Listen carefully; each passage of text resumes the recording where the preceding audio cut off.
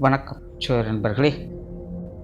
ஜோதிட ரீதியாக இந்த வருடத்தில் மேஜரான கிரகங்களுடைய பேச்சுகள் என்பது இருக்குது. அதுலேயும் குறிப்பாக வருட கிரகங்கள் என்று சொல்லக்கூடிய குரு, சனி மற்றும் ராகு கேதுக்களுடைய பேச்சுகள் வரிசையாக இருக்குது. ஏற்கனவே இந்த கிரகங்களுடைய பேச்சுகள் ஒவ்வொரு ராசிகளுக்கும் என்ன மாதிரியான பலன்களை கொடுக்கும் அப்படின்னு தனித்தனியாக வீடியோஸ் போட்டிருக்கும். பார்க்காதவங்க மறக்காமல் செக் பண்ணி பாருங்கள்.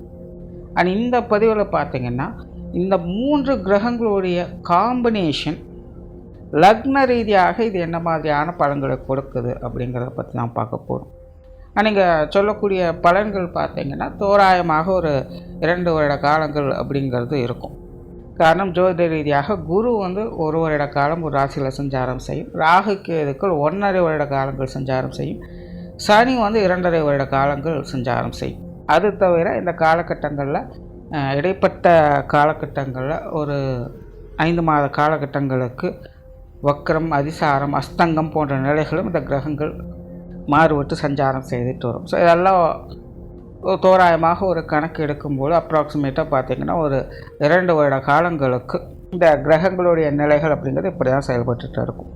மேற்கொண்டு பதிவுகளை பார்க்கறதுக்கு முன்னாடி ஒரு சில விஷயங்கள் எப்போவுமே லக்ன ரீதியான பதிவுகள் போடும்போது ஒரு கமெண்ட் ரெகுலராக வந்துடும், சார் இது ராசிக்கும் பொருந்துமா அப்படின்னு.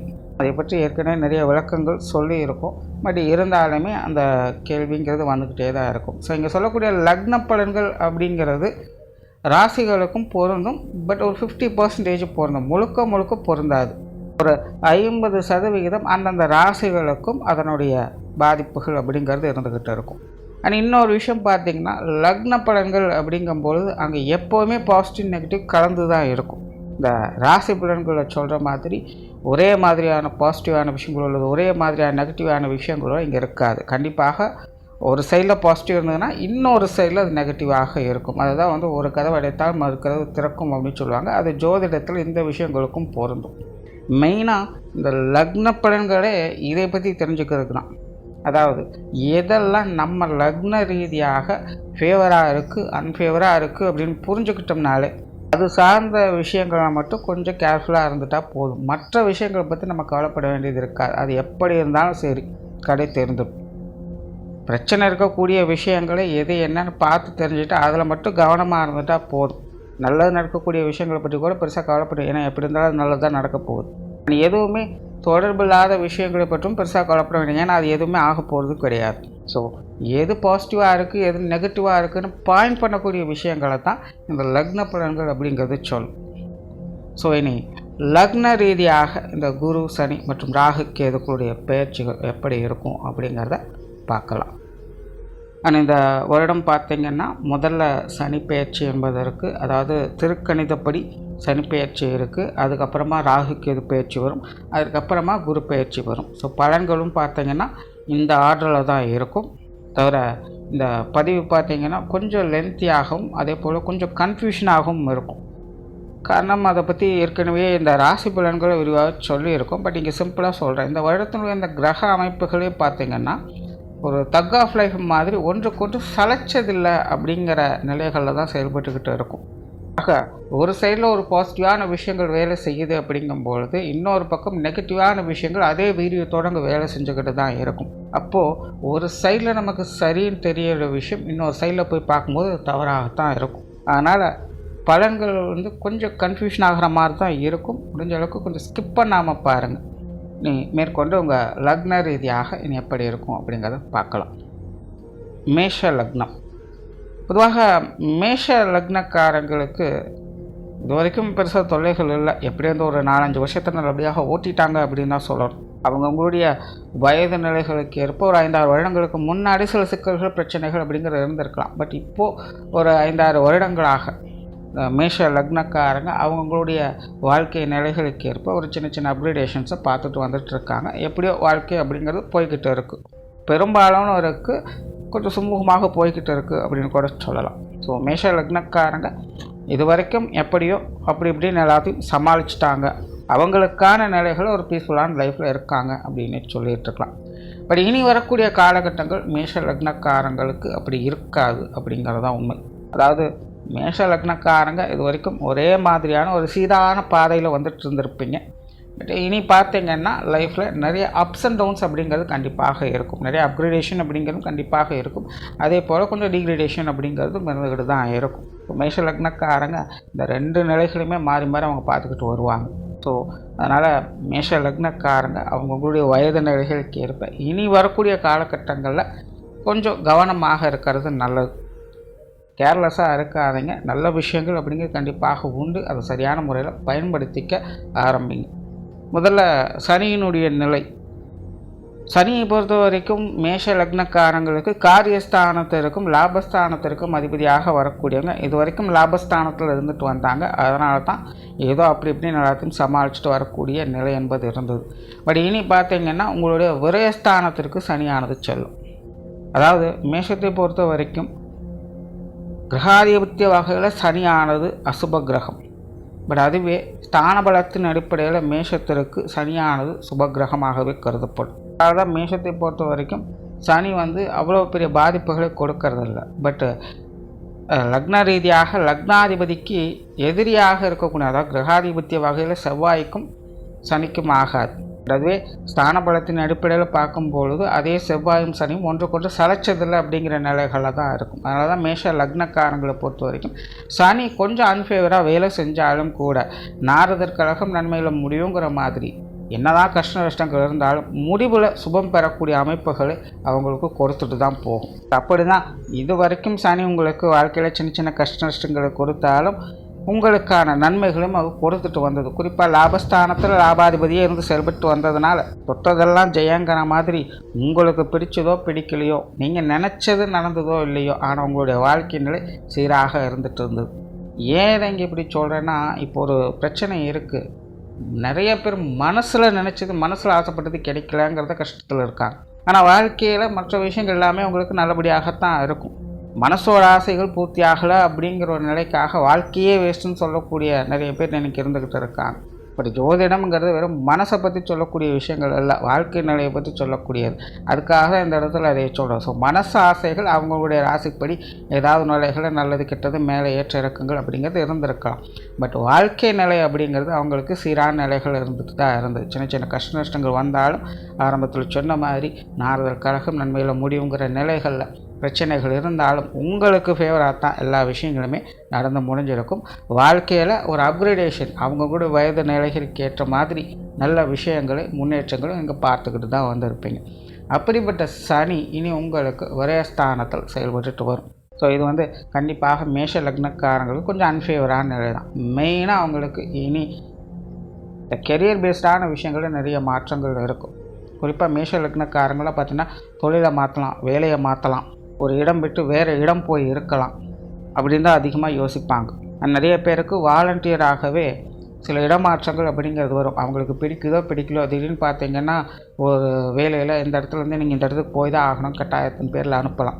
இல்லை வெளியூர்களுக்கோ வெளிநாடுகளுக்கோ போய் தங்கி இருக்க வேண்டிய சூழ்நிலைகள் ஏற்படலாம். இதெல்லாம் என்னன்னு பார்த்தீங்கன்னா உங்களுக்கு இஷ்டம் இருந்தாலும் சரி இஷ்டம் இல்லைனாலும் சரி நடக்கும். சிலருக்கு அவங்களுக்கு விருப்பப்படி கூட அமையலாம்.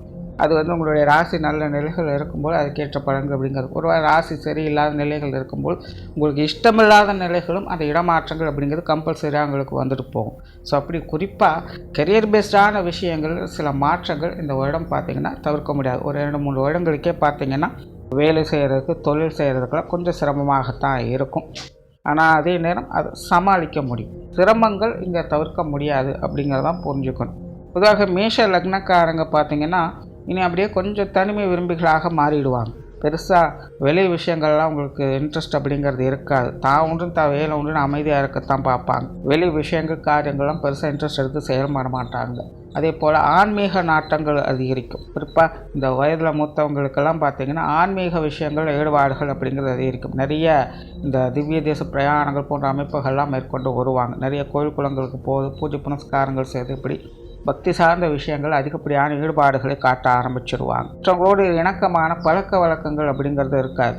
மனசானது தனிமையும் வெறுமையும் தான் அதிகம் விரும்பும். உற்றார் உறவினர்கள் நண்பர்களோடு இந்த பழக்க வழக்கங்கள் அப்படிங்கிறது குறைய ஆரம்பிக்கும். ஒன்று வேறு இடம் விட்டு இடம் மாறி பழைய உறவுகளெல்லாம் கொஞ்சம் ஒதுங்கி இருக்கிற மாதிரி சூழ்நிலைகள் ஏற்படலாம். அப்படி இல்லைனாலும் கூட இருக்கக்கூடிய உறவுகளாலேயே தேவையில்லாத சங்கடங்கள், பிரச்சனைகள், மனஸ்தாபங்கள் போன்ற விஷயங்கள் வரலாம். ஸோ எப்படி பார்த்தாலும் உற்றார் உறவினர்கள், நண்பர்கள் வகையில் சின்ன சின்ன மனஸ்தாபங்களோ பிரிவுகளோ கண்டிப்பாக இந்த காலகட்டங்களில் வந்து போகும். ஸோ அவங்க விஷயங்கள்லாம் கொஞ்சம் கவனமாக இருங்க. அதாவது இது வரைக்கும் உடன்பட்டு வந்தவங்க கூட இனி பெருசாக எதுக்கும் உடன்பட்டு வரமாட்டாங்க. எல்லாத்துக்குமே ஏட்டிக்கு போட்டியாக விஷயங்கள் இருக்கும். முகத்துக்கு முன்னாடி ஒன்று பேசுவாங்க, முதுகுக்கு பின்னாடி போய் இன்னொன்று பேசுவாங்க. இதனால் மனசங்கடங்கள் அப்படிங்கிறது கண்டிப்பாக வரும். ஸோ இந்த உறவினர்கள், நண்பர்கள் சார்ந்த விஷயங்களை கொஞ்சம் கவனமாகவே இருங்க.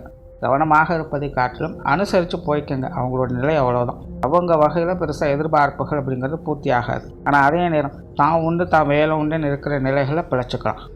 அதே போல் மேஷ லக்னக்காரங்களுக்கு இந்த காசு குண சமாச்சாரங்கள் சிக்கல்கள் கொஞ்சம் குறைய ஆரம்பிக்கும். பொதுவாக மேஷ லக்னக்காரங்களுக்கு காரியஸ்தானம் நல்லபடியாக இருந்தாலும் கூட பொருள் வரவுகளில் சின்ன சின்ன சங்கடங்கள் அப்படிங்கிறது இருந்துகிட்டு தான் இருக்கும். 10 ரூபா எடுத்தாலும் 10 ரூபா செலவாகிட்டு இருக்குங்கிற சங்கடங்கள் இருந்துக்கிட்டு தான் இருக்கும். பட் இனி பார்த்திங்கன்னா உங்களுடைய சேமிப்புகள் கொஞ்சம் உயரவே ஆரம்பிக்கும். பொருள் வரவுகள் கொஞ்சம் தாராளமாக இருக்கும்.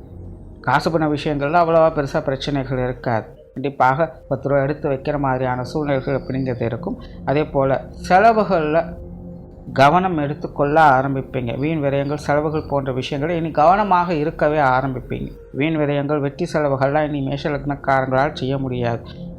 வெளியே இருந்து பார்க்குறவங்களுக்கு என்ன இவங்க திடீர்னு இப்படி கஞ்சத்தனமாக எல்லாத்தையும் பண்ணிகிட்ருக்காங்கன்னு கூட சொல்லலாம். அந்த அளவுக்கு இந்த காசு பண்ண விஷயங்களில் ரொம்பவுமே கச்சிதமாக இருக்க ஆரம்பிப்பீங்க. அது ஒரு வகையில் உங்களுக்கு பாசிட்டிவும் கூட. ஒரு வகையில் உங்களுடைய சேமிப்புகள் உயர ஆரம்பிக்கும்.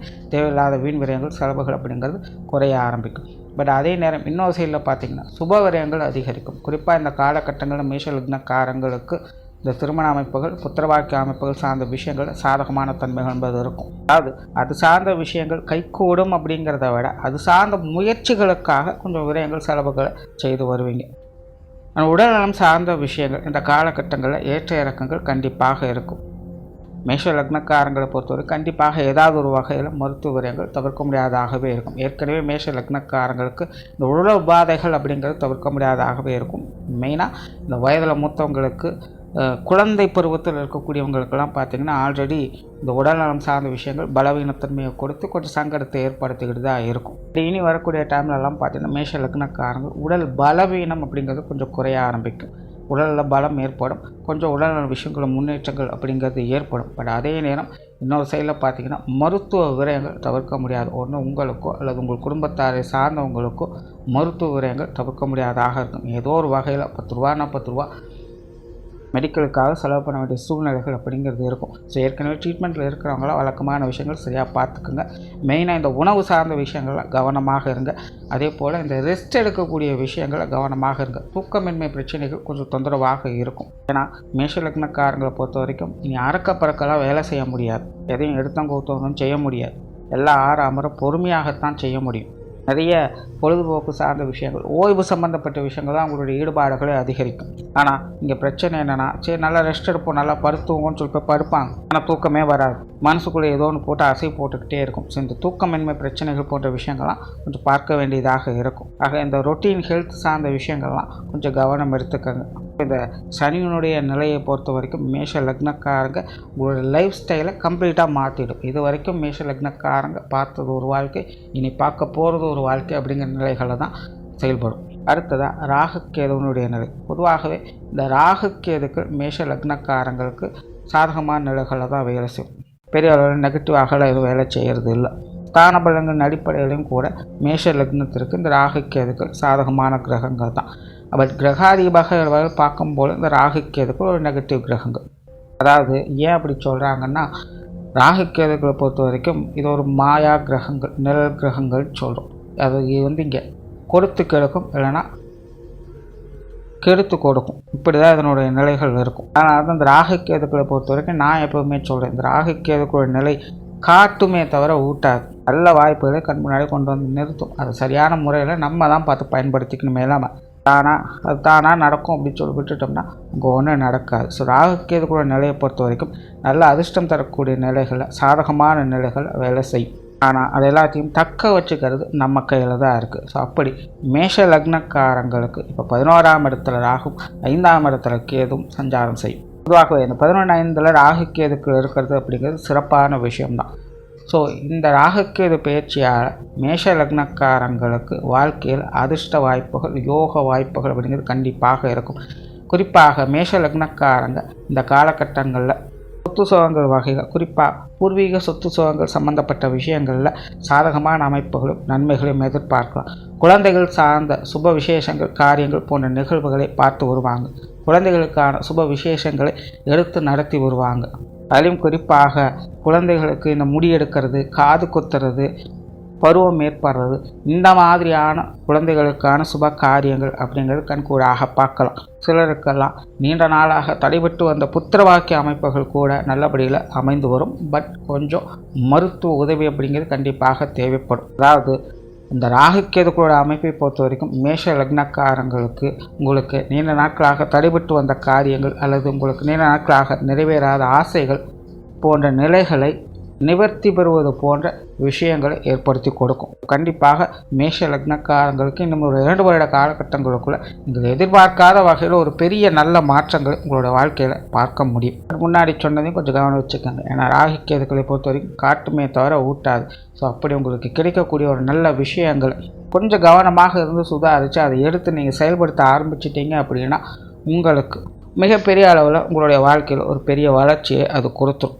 நிறைய பேருக்கு இந்த பொருளாதார ரீதியான அதிர்ஷ்டம் சார்ந்த விஷயங்கள் நிறைவேறும். திடீர் பண வரவுகள் அப்படிங்கிறது கையை நிரப்பும்.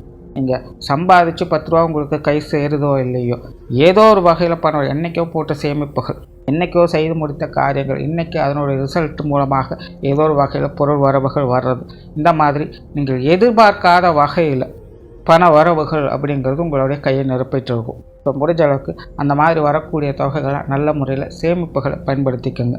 ஆனால் அதே போல் இந்த ராகுக்கேதுகளுடைய நிலைகளும் ஆன்மீக விஷயங்கள் அதிக ஈடுபாடுகளை ஏற்படுத்தி கொடுக்கும். குறிப்பாக மேஷ லக்னக்காரங்க நம்ம 2 வருட காலங்களுக்குள்ள குலதெய்வ வழிபாடுகள் போன்ற விஷயங்களை அதிகமாக மேற்கொண்டு வருவாங்க. குலதெய்வ கோயில்களுக்கு போய் பல வருடங்கள் ஆயிடுச்சுங்க அப்படின்னு சொல்கிறவங்களுக்கு கூட தற்செயலாக இந்த குலதெய்வ கோயில்களுக்கு போய் வழிபாடு செய்யக்கூடிய அமைப்புகள் நிறைய பேருக்கு உருவாகும். இப்படி ஏதோ ஒரு வகையில் மேஷ லக்னக்காரங்களுக்கு இந்த குலதெய்வத்தினுடைய பலத்தை பெறக்கூடிய அமைப்புகள் உருவாகும். அதே போல் சமூகத்தில் மதிப்புமிக்க மனிதர்களுடைய பழக்க வழக்கங்கள் அப்படிங்கிறது ஏற்படும். முன்னோர்களுடைய ஆசீர்வாதங்கள் கிடைக்க ஆரம்பிக்கும். சாஸ்திர சம்பிரதாயங்களுக்கு உட்பட்டு சில தர்ம காரியங்களும் செய்துட்டு வருவீங்க. முன்னோர்களுக்கான காரியங்களை சரியான முறையில் செய்து கொடுத்துட்டு வருவீங்க. ஆனால் இந்த ராகுக்கேதுக்களை பொறுத்த வரைக்கும் வாழ்க்கை சூழ்நிலைகளில் நிறைய நல்ல மாற்றங்கள் ஏற்படுத்தினாலும் மனநிலையில் நிறைய சஞ்சல நிலை அமைப்புகளை கொண்டுட்டு வரும். முன்னுக்கு பின் முரண்பாடான நிலைகளை ஏற்படுத்தி கொடுக்கும். கொஞ்சம் சந்தேக குணம் அப்படிங்கிறது ஏற்படும். சின்ன சின்ன விஷயங்களுக்கு கூட ஒரு விதமான பயமும் பதற்றமும் அவங்களுக்குள்ளே ஏற்படும். அளவுக்கு மீறினால் அமுதம் நெஞ்சுங்கிறது தான் பழமொழி. ஆனால் மேஷ லக்னக்காரங்களை பொறுத்த வரைக்கும் இப்போதைய நிலை அவங்களை கண்ட்ரோல் பண்ணிக்கவே முடியாது. அதாவது நல்லதோ கெட்டதோ சரியோ தவறோ அதனுடைய எக்ஸ்ட்ரீம் லெவலுக்கு போகத்தான் ஆசைப்படுவாங்க. வச்சா குடுமி அடித்தா மொட்டை அப்படிங்கிற நிலைமை தான். இப்போ திடீர்னு பார்த்தீங்கன்னா ஒரு சில விஷயங்களில் கண்ணா பின்னான்னு ஒரு ஆசை மோகத்தால் அது பின்னாடி ஓடிக்கிட்டே இருப்பாங்க. ஆனால் சடனாக ஒரு இடத்துல பிரேக் போட்ட மாதிரி நின்று ஒன்றுமே இல்லை, இதெல்லாம் வேஸ்ட்டு, எதுவுமே கிடையாது, வாழ்க்கைங்கிறது ரொம்ப சிம்பிளானதான் அப்படி இப்படின்னு தத்துவம் பேச ஆரம்பிச்சிடுவாங்க. ஒரு நேரம் பார்த்தீங்கன்னா வாழ்க்கை வாழ்வதற்கேன்னு ஆகோகம் குதிக்க ஆரம்பிப்பாங்க. ஒரு நேரம் பார்த்தீங்கன்னா வாழ்க்கைங்கிறது ஒன்றுமே இல்லை அப்படின்னு சும்மா இருக்க ஆரம்பிப்பாங்க. ஸோ இப்படி எப்போ எந்த நிலைக்கு மாறுவாங்க அப்படிங்கிறது அவங்களுக்கே புரியாது.